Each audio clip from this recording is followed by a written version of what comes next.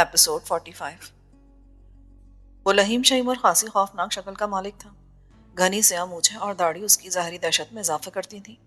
Sir पर उसने ऊनी मफलर बांध रखा था।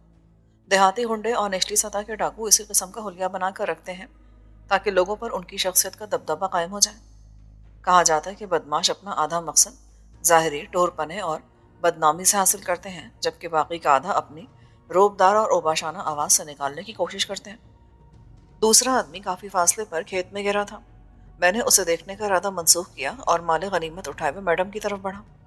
कुछ फासले पर रुक कर बोला, मैडम आप ठीक तो है ना? हाँ, जल्दी आओ। उसकी आवाज़ सुनाई दी पर वो खुद दिखाई ना दी। शायद गाड़ी की दूसरी तरफ खड़ी थी।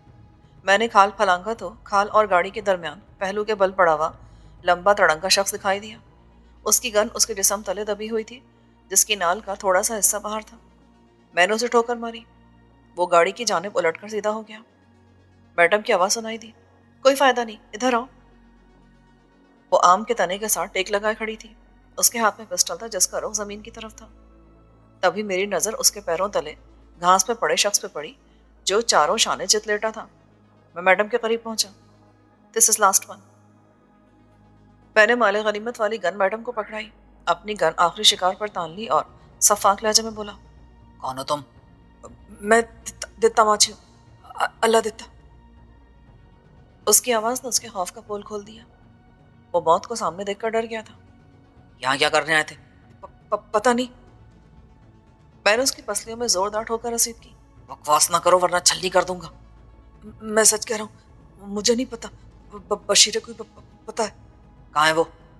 हमारे साथ आया था। आप कहाँ हैं? पता नहीं। तुम्हें किसने भेजा था यहाँ? उस्ताद पीरू माची ने। क्या कहकर? उसने कहा था कि मुल्तान की तरफ से जो भी मकान पर हैं उन्हें बांधकर डेरे पे पहुंचा देना। किस डेरे पर? उस्ताद पीरू के डेरे पर, बेट खैरपुर में। उसे हमसे क्या दुश्मनी है? मुझे नहीं पता, मैं तो हुक्म का गुलाम हूँ। उस्ताद पीरू ने हुक्म दिया, मैं बशीरे के साथ यहाँ गया। मेरे इस तस्वार पर उसने अपने 3 साथियों के नाम बताए। वो उमूमी सतह के बदमाश थे और मेरे हाथों कत्ल हो चुके थे। मैंने पूछा, तुम्हें क्यों यकीन था कि हम लोग आज रात को यहाँ आएंगे? उस्ताद पीरू ने कहा था। जिस औरत और बच्चे को तुम लोग सुबह यहाँ से उठाकर लेकर गए हो, उन्हें कहाँ रखा है? मैं उनके बारे में कुछ नहीं जानता। मैं सुबह इधर नहीं आया था। कौन आया था? उस्ताद, उसके साथ 3 बंदे थे। यही तीनों मेरे साथ आए थे। तुम कहाँ थे उस वक्त? मैं दरिया के पार रोहेला नवाली बस्ती में गया था। वहां से कुछ सामान लाना था। वापसी पर क्या तुमने उन लोगों को डेरे पर नहीं देखा? नहीं, उन्हें उस्ताद ने कहीं भेज दिया होगा। मैंने उसे ठोकर रसीद की। ये ट्रैक्टर जिस पर तुम लोग यहाँ आए थे किसका है? ये जुबैर खान का है। लेन देन के चक्कर में उस्ताद पीरू के हाथ लगा है। उसकी आवाज बतदरीज कमजोर होती जा रही थी। ओसाम पर छुपने वाला, वो जो गाड़ी के बम्पर के पास अंडा गफील हुआ पड़ा है, क्या तुमसे पहले से यहाँ मौजूद था? हाँ, सर्दी बहुत थी, इसलिए हम लोगों ने प्रोग्राम बनाया कि वो दरख्त पर छुप जाएगा। तुम लोगों के पहुंचते ही टॉर्च से हमें मुत्तला करेगा। हम फौरी तौर पर यहाँ पहुंच जाएंगे और तुम लोगों को पकड़ लेंगे। वो ऐसे कह रहा था जैसे उन्हें यकीन था कि हम यहाँ चूड़ियाँ पहन कर आएंगे और उन्हें देखते ही हैंड्स अप होकर अपनी गिरफ्तारी पेश कर देंगे। पीरू माची के गैंग में कितने आदमी हैं? मुझ समेत 5 एक डेरे पर मौजूद है। क्या वो जानता है कि पीरू ने उस औरत और बच्चे को कहाँ रखा हुआ है? हाँ, मगर शायद नहीं। वो गड़बड़ा गया। मैंने दांत पीस कर कुछ कहना चाहा कि मैडम ने हाथ के इशारे से मुझे खामोश करवा दिया।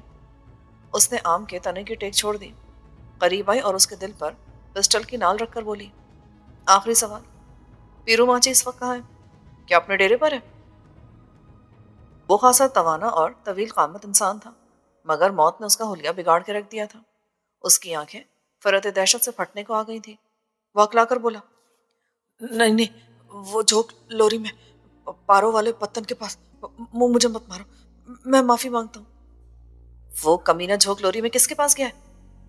जमील दस्ती के पास। वहां को प्रोग्राम था, कह रहा था सुबह तक लौट आएगा। उसकी आवाज डूबने लगी। अगर कुछ देर और पूछकर चलती रहती तो वो मारे खौफ के बेहोश हो जाता, मगर मैडम ने उसे खौफ से निजात दिलाते हुए ट्रिगर दबा दिया। गोली उसके दिल में घुस गई और वो लंबी और दर्दनाक आह की आवाज निकालकर मुर्गे बिस्मिल की तरह तड़पने लगा। मैडम ने उसकी खोपड़ी में भी सुराख कर दिया। उसके झटके लेते वजूद को फलांग कर गाड़ी की तरफ बढ़ी, घूम कर ड्राइविंग सीट की तरफ आई और गेट खोलकर बैठ गई। मेरे बैठने तक उसने ना सिर्फ लैंड क्रूजर का इंजन बेदार कर दिया था, बल्कि हेडलाइट्स भी रोशन कर दी थी। मैंने सीट पर बैठते हुए पूछा, क्या इन लोगों की लाशें ऐसी पड़ी रहेंगी? क्या मतलब? लाशों की मौजूदगी की वजह से वो माजूर बुढ़ा मुसीबत में पड़ जाएगा, पुलिस उसका जीना हराम कर देगी। ये तो है, मगर इन्हें फौरी तौर पर ठिकाने कैसे लगाया जा सकता है? मैडम ने मेरी तरफ देखकर जल्दी से पूछा। मेरी चश्मे तस्वुर में साईं दिलजीत शाह के खून में लथपथ लाश घूम गई, जिसे मैंने अपने डेरे पर आग के भड़कते हुए बुलंदो बाला शोलों की नजर कर दिया था। आग बांस को निगल गई थी और बांसुरी आज तक नहीं बच पाई थी। मैंने अपना आजमूदा नुस्खा बता दिया। इन्हें लकड़ियों के ढेर पर डाल के आग लगा देते हैं, चिता जल जाएगी इनकी। नहीं शरिया, ये अच्छा तरीका नहीं है। एक तो उनकी हड्डियां जलने से बच जाएंगी, वो राख तले दब जाएंगी ना, और फौरी तौर पे किसी को नजर भी नहीं आएंगी। मैंने उसकी बात काटी तो उसे मेरी जल्दबाजी बुरी लगी, जिसका इजहार उसके मुतफक्किर चेहरे पर लम्हे भर को नक्श हुआ, फिर मिट गया। दूसरी बात यह कि इस मनहूस ट्रैक्टर का क्या किया जाए जो मकान के उस तरफ दरख्तों तले खड़ा है? उसे मैं सड़क पे छोड़ आता हूँ।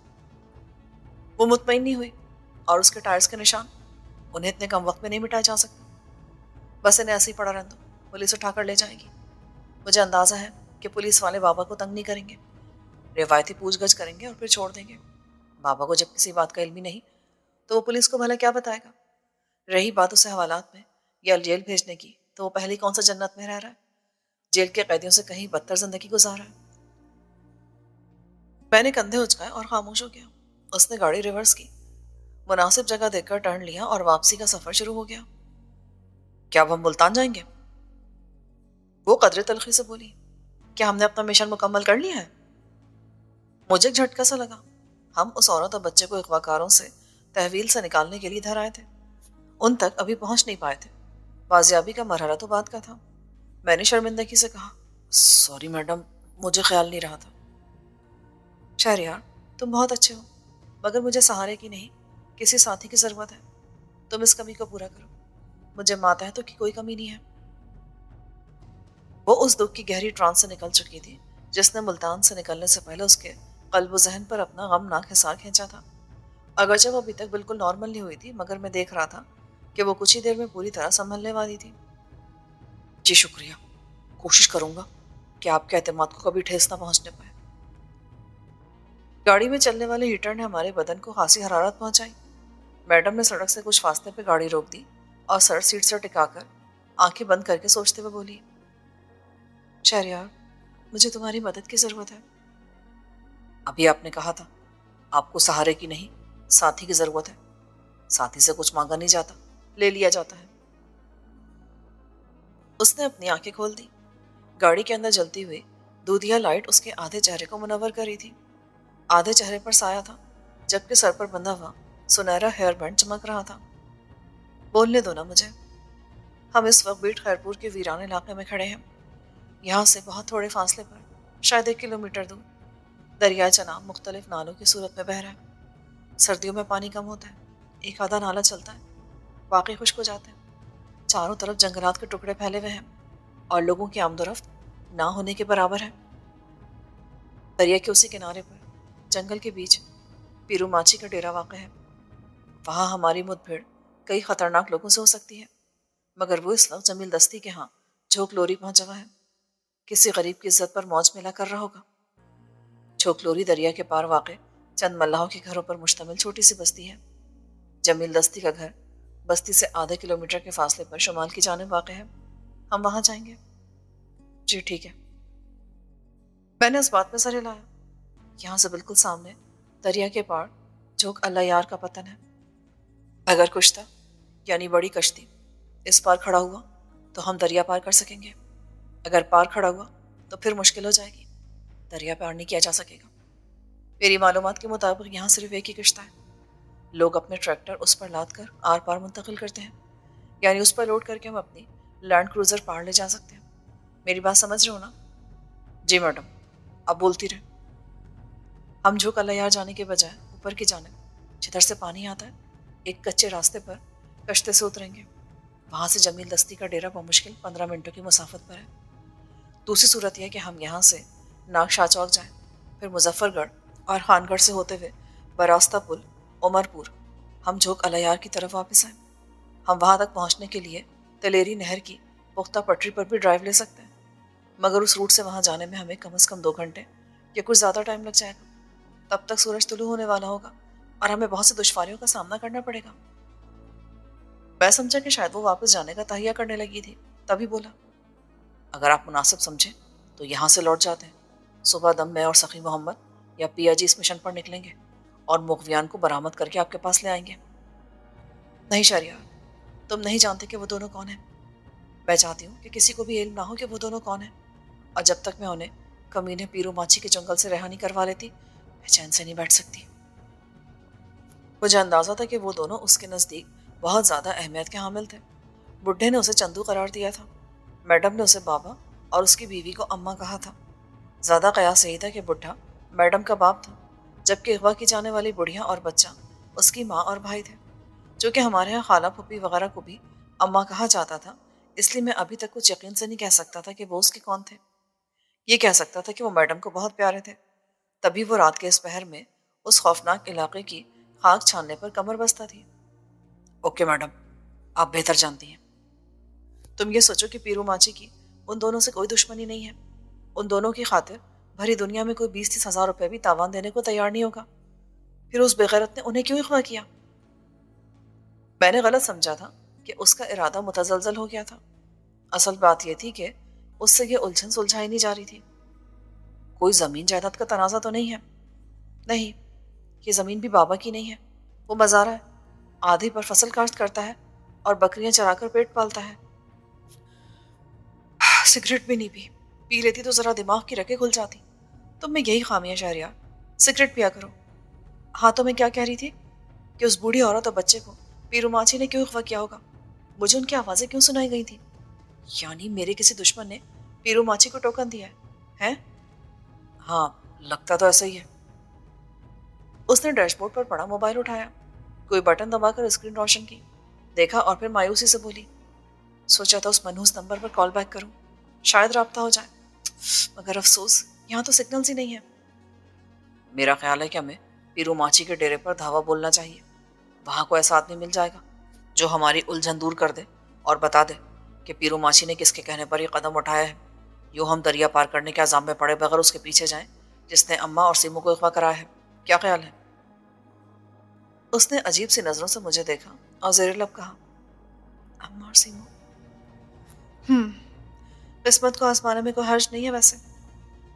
उसने फौरन फैसला किया, फौरन ही उस पर अमल करते हुए गियर लगाकर एक्सलरेटर पर पाँव का दबाव बढ़ा दिया। मेरी तवक्को के मुताबिक अब वो नॉर्मल हो चुकी थी। अचानक वो बोली, तुम्हारे पास कितनी गोलियां? चंद एक। मुझे ब्रस्ट मारना पड़ा था। दूसरी गन में? मेरा इशारा लूटी हुई गन की तरफ है। वो तो फुल है, फालतू राउंड्स भी हैं। आप पीरू माची के डेरे से कुछ फासले पर किसी महफूज जगह पर गाड़ी छुपाकर रुक जाए। आगे मैं अकेला जाऊंगा और मालूमात हासिल करके लाऊंगा। क्यों? उसने चौंक कर मेरी तरफ रुख किया। ऐसे वक्त में गाड़ी को एक जोरदार झटका लगा। उसने जल्दी से सामने देखा और स्टीयरिंग व्हील को दाएं जानिब घुमा दिया। अगर उसे लम्हा भर की भी ताखिर हो जाती तो गाड़ी कीचड़ भरे गड्ढे में धंस चुकी होती। दूसरी बार उसने मेरी तरफ देखने की गलती नहीं की। क्या तुम ये चाहते हो कि मैं तुम्हारे साथ डेरे पर ना जाऊं? जी, ये अकेले आदमी का काम है। यानी मैं आग के उस दहकते हुए दरिया में तुम्हें झोंक दूं और खुद बिल्कुल महफूज रहूं? यही समझ लें। गोली तो तुम्हें भी लग सकती है। क्या तुम अपने आप को उस तरीके से महफूज नहीं रखना चाहोगे जो तरीका तुमने मेरे लिए तजवीज़ किया है? यानी हम दोनों गोली के डर से यहीं गाड़ी रोक कर बैठे रहें? मैडम, सर्दी बहुत है। दरियाई इलाके में हवा नम होती है, जिसकी वजह से सर्दी बाज़ औक़ात ख़तरनाक हद तक बढ़ जाती है। ये तजुर्बा आपको कुछ देर पहले हुआ था। आपका चेहरा सुर्ख हो गया था। मैं देहाती हूँ, सर्दी को बर्दाश्त कर सकता हूँ, इसलिए मैंने आपको गाड़ी में रुकने का मशवरा दिया था। रास्ता बहुत पुरपेच और दुश्वार हो गया था। कीचड़ और फिसलन की वजह से मैडम ने गाड़ी की रफ्तार खासी कम रखी हुई थी। फिर 4 व्हील लिवर दबाकर कीचड़ से गाड़ी निकालते हुए बोली, शहरियार, इंसान कभी बाहर की सर्दी से नहीं मरता। जब भी मरता है, अपने अंदर उतरने वाली सर्दी या गर्मी से मरता है। वो शायद रास्ता भूल गई थी, तभी चौंक कर ब्रेक लगाकर इर्द गिर्द देखने लगी। इस रास्ते से कई रास्ते निकलते थे। اس نے باتوں میں دھیان نہیں رکھا تھا اور بھٹک گئی تھی۔ اب کیا کروں؟ وہ بڑبڑائی۔ گاڑی اس وقت بلند ٹیلا نما جگہ پر رکی ہوئی تھی۔ اس نے دروازہ کھولا اور نیچے اتر گئی۔ چند قدم دور جا کر رکی۔ میں بھی اس کے پیچھے لپکا۔ سرد ہوا کے تھپیڑوں نے چند ہی لمحوں میں بدن کو سن کر دیا تھا۔ ہم ایک پہاڑی نما ٹیلے پر کھڑے تھے جس کے درمیان میں سے راستہ گزرتا تھا اور اسے 2 برابر گنبدوں میں تقسیم کرتا تھا۔ ہوا کم و بیش 20 کلومیٹر فی گھنٹہ کی رفتار سے گزر رہی تھی۔ دریا کی طرف سے آنے کی بدولت ہوا بے حد ٹھنڈی تھی۔ میڈم ایک طرف ہاتھ اٹھا کر بولی، وہاں دریا کے پار جھوک الیار کا پتن ہے۔ اس سیدھ میں آگے روہیلا والی بستی ہے۔ اس طرف بمشکل 5-7 کلومیٹر کے فاصلے پر خان گڑھ واقع ہے۔ ہم نے اسی طرف جانا ہے، مگر پہلے پیرو ماچی کے ڈیرے پر جانا ضروری ہے۔ مجھے اب سمجھ نہیں آ رہی کہ وہ ادھر ہے یا ادھر، بھول گئی ہوں میں نے دریا کی جانب نظر دوڑائی۔ اندھیرے کی گود میں ایک بل کھاتی سفید لکیر دکھائی دے رہی تھی۔ ٹیڑھے میڑھے کناروں والا گھنے جنگل پر مشتمل ایک جزیرہ بھی دکھائی دے رہا تھا۔ میرے اور جنگل کے بیچ ایک بڑی سی جھیل حائل تھی۔ اسے مقامی زبان میں ڈھنڈ کہا جاتا ہے۔ شکاری ایسی جگہوں پر جال لگا کر مچھلیاں پکڑتے تھے۔ میرے جسم پر کپ کپی طاری ہونے لگی۔ میڈم، گاڑی میں چلیں، سردی بہت ہے۔ پہلے تو تمہیں سردی نہیں لگ رہی تھی، تب تو تم چھتے پلانگتے پھرے تھے۔ تب میں ایکشن میں تھا نا، ابھی بھی ہم حالت جنگ میں ہیں۔ وہ میری طرف پشت کر کے کھڑی ہو گئی اور ادھر دیکھنے لگی جدھر سے ہم آئے تھے۔ پھر تیزی سے گاڑی کی طرف بڑھی۔ شاید اسے منزل کا کوئی کلو مل گیا تھا۔ ہمارا سفر پھر شروع ہو گیا۔ ہم دریا کے بہاؤ کے الٹے رخ پر چل رہے تھے۔ آدھا کلومیٹر چلنے کے بعد میڈم نے دائیں ہاتھ ٹرن لیا۔ اس طرف راستہ نہیں تھا۔ وہ بڑی مہارت سے ننھے سے ڈھونڈ کے کنارے پر ڈرائیو کر رہی تھی۔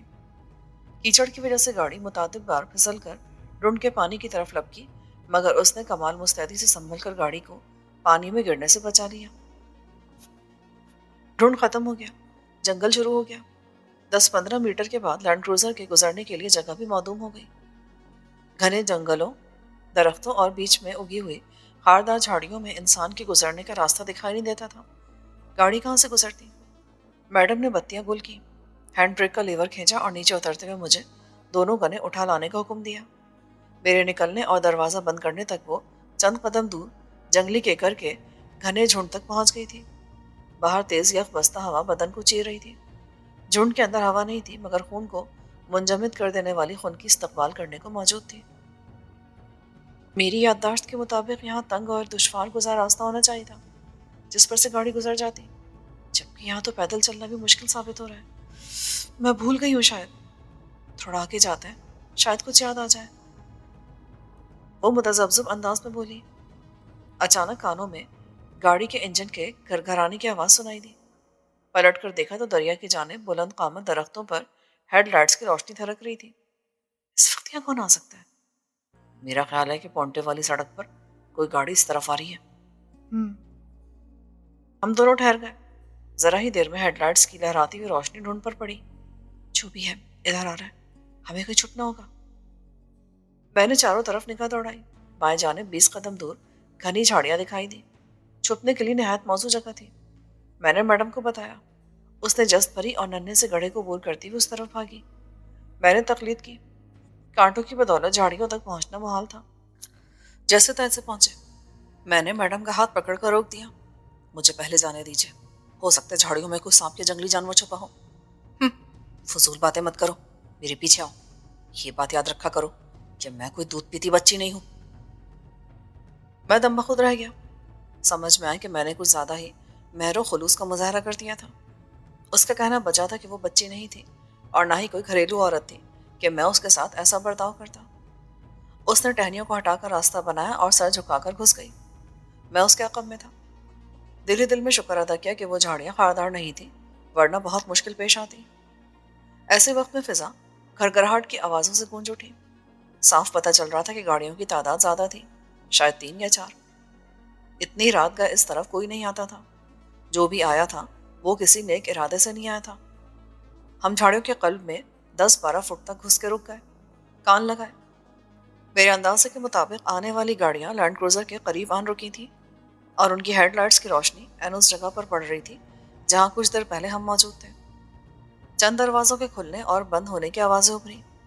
پھر یوں محسوس ہوا جیسے ایک سے زیادہ لوگ لینڈ کروزر کا معائنہ کرنے میں مصروف ہو گئے ہوں۔ جھاڑیاں بہت گھنی تھی، باوجود کوشش کے ہم کچھ دیکھ نہ پائے۔ ہم جہاں کھڑے تھے وہاں دبیز اندھیرا تھا، باہر روشنی تھی، ہم تک صرف روشنی کا احساس پہنچ رہا تھا۔ میں نیچے بیٹھ کر جھاڑیوں کے بیچ سے جھانکنے کی کوشش کرنے لگا، مگر کامیابی نہ ہوئی۔ میڈم میرے عقب میں مجھ سے جڑ کر بیٹھ گئی اور سرگوشی میں بولی، کچھ بھی نظر نہیں آ رہا۔ میرا خیال ہے کہ یہ لوگ ہمارے تعاقب میں آئے ہیں۔ نہیں، وہ پورے وثوق سے بولی، ہاں یہ ہو سکتا ہے کہ فائرنگ کی آواز سن کر کسی نے پولیس کو مطلع کر دیا ہو اور پولیس ادھر آن نکلی ہو۔ نہیں میڈم، اگر ایسا ہوتا تو یہ لوگ بڈھے کے مکان تک آتے، ادھر تک ہمارا پیچھا نہ کرتے، کیونکہ انہوں نے ہمیں اس طرف آتے نہیں دیکھا ہوگا۔ ہم فائرنگ کے بعد کچھ دیر تک دتے ماچھی سے پوچھ گچھ کرتے رہے تھے، اور سڑک پر آنے تک ہم نے کسی گاڑی کی آواز نہیں سنی تھی۔ پھر کس طرح ان لوگوں نے اتنے کم وقت میں مکان کا جائزہ لے لیا؟ یہ بھی طے کر لیا کہ ہم اس طرف آئے ہیں اور ہمارے یہاں رکنے کے چند ہی لمحوں بعد یہاں پہنچ گئے۔ نہیں، ایسا عملی طور پر ناممکن ہے۔ ہو سکتا ہے کہ ایسا ہی ہوا ہو، مگر یہ ہماری پولیس ہے، واردات کے دوسرے دن موقع ملاحظہ کرنے پہنچتی ہے، مجرموں تک کبھی نہیں پہنچتی، مجرم اس تک پہنچتا ہے۔ تم ٹھیک کہتے ہو، پیرو ماچھی بھی نہیں ہو سکتا، کیونکہ وہ دریا پار گیا ہوا ہے، ویسے بھی اس کی آدھی سے زیادہ نفری ہلاک ہو گئی ہے۔ دتے ماچھی کے بعد اس کے پاس 2 آدمی بچے ہیں، جبکہ یہ زیادہ لوگ معلوم ہوتے ہیں۔ تو پھر کون لوگ ہو سکتے ہیں یہ؟ میں کچھ کہنا ہی چاہتا تھا کہ میرے کانوں میں ایک پارٹدار آواز پڑی، اوئے ادھر دیکھ، کوئی جھنگی میں نہ چھپا ہوا۔ ایک اور بھاری بھرکم آواز گونجی، گاڑی تو ایک دم فرسٹ کلاس ہے چودھری، لگتا ہے کوئی امیر جوڑا ہنی مون پر نکلا ہے۔ اسے جواب میں ایک شاندار گالی سے نوازا گیا، اوے بھوتنی دے، یہ تیرے باپ کی سیرگاہ کیا؟ دیکھو کسی کو زبردستی نہ لایا گیا ہو۔ وہ شخص بولا جسے گاڑی کی تلاشی لینے کا حکم ملا تھا، چودھری صاحب گاڑی تو بالکل خالی ہے، لیکن پتہ چلتا ہے کہ کوئی ابھی یہاں سے نکلا ہے۔ کیوں؟ کیا یہ بات گاڑی کے میٹر پر لکھی ہوئی ہے؟ نہ چودھری صاحب، انجن گرم ہے اور اندر گرمی بھی ہے، کسی نے تھوڑی دیر پہلے انجن اور ہیٹر کو بند کیا ہے، شاید ہمارے ڈر سے نکل بھاگا۔ ہاں بھائی، اوے غضنفر، سن رہے ہو نا کالو خان کی بات؟ اس کے ڈر سے کوئی اپنی نئی نکور 4 ویل جیپ جنگل میں چھوڑ کے بھاگ دیا۔ ہشکے بھائی ہشکے۔ چند آدمیوں کا ملا جلا قہقہا گونجا۔ جدھر ہم چھپنے سے پیشتر کھڑے تھے ادھر ایک غیر معمولی فریکوینسی والی تیز آواز ابھری، سر ادھر تو کوئی نہیں ہے، میں نے سارا جھنڈ کھنگال مارا ہے۔ وہ جھوٹ بول رہا تھا، کوئی بھی اتنے مختصر وقت میں جھنڈ کے 1/4 حصے کا بھی جائزہ نہیں لے سکتا۔ وہ شاید نہ دکھائی دینے والے جنگلی جانوروں سے ڈر گیا تھا یا کانٹوں کے خوف میں مبتلا ہو کر جھوٹ بول رہا تھا، اپنی جان چھڑا گیا تھا۔ پھر اسے ان گھنی جھاڑیوں کو دیکھنے کا حکم صادر ہوا جہاں ہم چھپے بیٹھے تھے۔ اس کے قدموں کی آہٹ قریب ہوئی، اس نے ایک جگہ کھڑے ہو کر ارد گرد دیکھا، کچھ دکھائی نہیں دیا۔ وہ اگر جھاڑیوں کے اندر بھی گھس آتا تب بھی اسے ہم نظر نہ آتے۔ اس نے حکم دہندہ چودھری کو مطمئن کرنا تھا، سو کر دیا اور لینڈ کروزر والوں کو کوستا ہوا لوٹ گیا۔ اسے چودھری نے ڈانٹا ڈپٹا اور سخت سوس کہا۔ پھر اس نے چند اور لوگوں کو ہماری تلاش پر روانہ کیا۔ کئی منٹ گزر گئے، تلاش کرنے والے اس جنگی کے قریب بھی آئے جس میں ہم سانس روکے بیٹھے تھے، اور ٹارچوں کی مدد سے جھاڑیوں کے بیچ جھانکتے رہے۔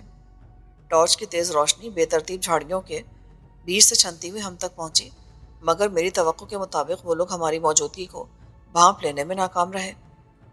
پھر قدرے بلند آواز میں ہمیں متوجہ کرنے کی کوشش کی گئی، کوئی ہے؟ کس کی گاڑی ہے یہ؟ اگر گاڑی کا مالک سن رہا ہے تو فوراً اپنی گاڑی کے پاس آ جائے۔ مجھے میڈم کی سانسوں کی دھیمی دھیمی آواز سنائی دے رہی تھی، اس نے اپنے جسم کا آدھا بوجھ بھی مجھ پر ڈال رکھا تھا۔ مجھے تو یہ شاید پولیس والے لگتے ہیں، شاید۔ میں نے جواباً سرگوشی کی۔ ایسے میں ایک دروازہ کھلا، بند ہوا اور ہماری لینڈ کروزر کے انجن کے سٹارٹ ہونے کی آواز آئی۔ چونکہ آنے والوں نے اپنی گاڑیوں کے انجن سٹارٹ کر رکھے تھے، اس لیے ہمیں فوراً پتہ چل گیا کہ انہوں نے ہماری گاڑی سٹارٹ کی ہے۔ یہ کیا؟ ان لوگوں نے ہماری گاڑی کیوں سٹارٹ کر دی؟ تو کیا آپ گاڑی کی چابی گاڑی میں چھوڑ آئی تھی؟ ہاں، مجھ سے غلطی ہو گئی۔ ایک بھرائی ہوئی کرفت آواز سنائی دی، امانت تم اسی گاڑی میں ہمارے پیچھے پیچھے چلے آؤ۔ نہیں، بلکہ ہمارے درمیان میں چلو، واپسی پر اسے تھانے لے چلیں گے، جس کی ہوگی آ کر لے جائے گا۔ صاحب یہ جیپ تو کسی بڑے آدمی کی لگتی ہے، یہ نہ ہو کہ لینے کے دینے پڑ جائیں۔ اور بکواس نہ کر، بڑا آدمی اس وقت جنگل میں اپنی زوجہ محترمہ کو ڈانس کی ٹریننگ دلوانے لائے گا؟ ابے بھوتنی دے، مجھے تو لگتا ہے پیرو گینگ اسے شہر سے چوری کر کے لایا ہے۔ یاد رکھو کہ ہم نے اس گاڑی کو بڑی مشکل سے خطرناک ڈاکو سے چھینا ہے۔ پر چوری صاحب وہ زیادہ ٹر نہ کر، جو کہہ رہا ہوں وہ کر، وقت کم ہے، یہ نہ ہو کہ پیرو گینگ فرار ہونے میں کامیاب ہو جائے اور ڈی ایس پی صاحب ہماری کال کھچوا دیں۔ چودھری نے اسے بری طرح ڈانٹ دیا۔ ایک ساتھ کئی دروازے بند ہوئے اور آن کی آن میں کسی سخت مزاج ڈی ایس پی صاحب کے اختیاراتی پلاس سے اپنی کھال بچانے والے ہماری گاڑی لے کر چلتے بنے۔ اب کیا ہوگا؟ میڈم گھبرا کر بولی۔ میرے پاس اس سوال کا جواب نہیں تھا۔ ہم دونوں آگے پیچھے چلتے ہوئے جنگی سے باہر نکلے۔ جنگی میں سردی زیادہ تھی، تبھی ہم دونوں ہاتھ رگڑ کر ہاتھوں کو حرارت پہنچا رہے تھے۔ میدان صاف ہو چکا تھا۔ وہ ڈھلان خالی تھی جس پر میڈم نے گاڑی کھڑی کی تھی۔ کوئی 1 فرلانگ کے فاصلے پر ڈھونڈ کی دوسری جانب گاڑیوں کی ایک قطار جاتی دکھائی دے رہی تھی۔ ان کی ٹیل لائٹس دیکھ کر پتہ چلتا تھا کہ ہماری گاڑی سمیت ان کی تعداد 6 تھی۔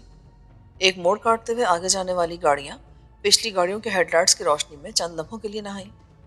پتہ چلا کہ وہ سبھی پولیس کی موبائل وینیں تھیں۔ ان کی گفتگو سے ہمیں پتہ چلا کہ وہ پیرو گینگ پر ریڈ کرنے جا رہے تھے۔ ریڈ کا انجام کیا ہونا تھا، یہ پولیس کی پیشہ ورانہ کارکردگی کو دیکھ کر قبل از وقت طے کیا جا سکتا تھا۔ میڈم غصے سے بولی، شٹ، ان کمینوں کو بھی اسی وقت ادھر آنا تھا۔ میرا جی چاہتا ہے ان سب کو ایک ہی برس میں ڈھیر کر دوں۔ گاڑیوں کی قطار سے کچھ فاصلے پر دریا کی مخالف سمت میں جنگل میں گھس کر ہماری نظروں سے اوجھل ہو گئی۔ میڈم نے اپنے دونوں ہاتھ کوٹ کی جیبوں میں ڈالے اور برہمی سے بولی، میں اگر راستہ نہ بھولتی نا تو ہم ان لوگوں سے پہلے پیرو ماچی کے ڈیرے پر پہنچ جاتے اور اپنا کام کر کے وہاں سے نکل آتے۔ پر افسوس، سایہ کیا کرایا کنویں میں گر گیا۔ ہم دونوں ڈھونڈ کنارے گاڑیوں کے ٹائروں سے بننے والی لکیروں پر متوازن چل رہے تھے۔ ہمارا رخ اسی جنگل کی طرف تھا جس میں گاڑیاں داخل ہوئی تھیں۔ میڈم، میرا خیال ہے کہ ہم کچھ ہی دیر میں ڈیرے پر پہنچ جائیں گے۔ 10-15 منٹ لگ جائیں گے، اس نے میرے ہاتھ سے گن پکڑتے ہوئے کہا۔ اس نے کوٹ کی جیبوں میں ہاتھ ڈال رکھے تھے جس کی وجہ سے وہ گرم تھے۔ گن ٹھنڈی تھی۔ تبھی اس کے منہ سے کلمہ حیرت نکلا، اف، یہ تو برف کی مانند ٹھنڈی ہے۔ ڈھونڈ کے ٹھنڈے پانی سے ٹکرا کر اٹھنے والی ہوا یکبستہ تھی۔ تھوڑی دیر میں ہم باقاعدہ طور پہ کپ کپانے لگے۔ تم نے ٹھیک کہا تھا، یہاں تو بہت سردی ہے۔ میں نے کنکھیوں سے برابر چلتی میڈم کو دیکھا۔ مجھے سردار حیدر خان کی بیلے وانی حویلی یاد آ گئی، جہاں سے رات گئے نکلا تھا اور جلدی میں کوئی گرم کپڑا، دیا سلائی یا سردی سے بچاؤ کے لیے کچھ بھی اٹھا نہیں پایا تھا۔